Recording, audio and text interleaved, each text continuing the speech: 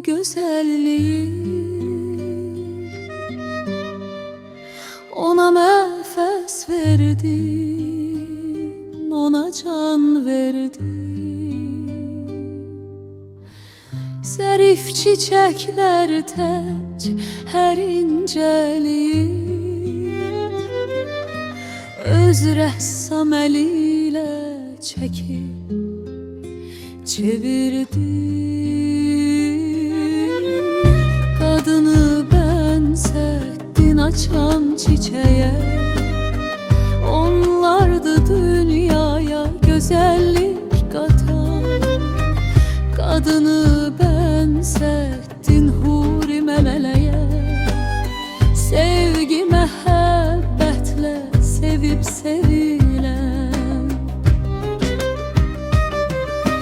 Bütün bəşəriyyət qadın önündə özünü həmişə borclu saydılar.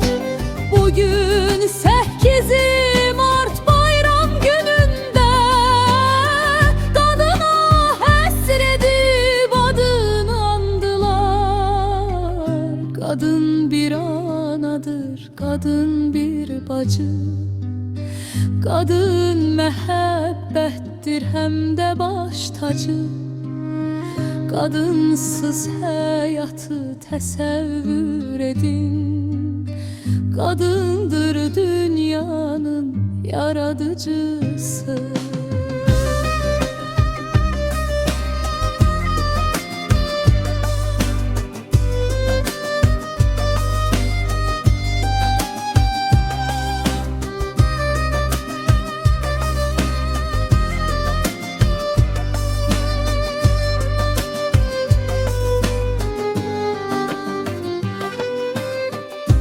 Adını benzettin açan çiçeğe, onlardı dünyaya güzellik katan. Kadını benzettin huri meleğe, sevgi məhəbbətle sevip sevilen. Bütün bəşəriyyət qadın önündə özünü həmişə borclu saydılar. Bugün 8 Mart bayram günündə qadına həsr edib adını andılar. Kadın bir anadır, kadın bir bacı, kadın məhəbbətdir həm də baş tacı.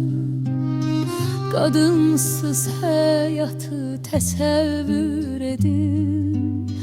Kadındır dünyanın yaradıcısı.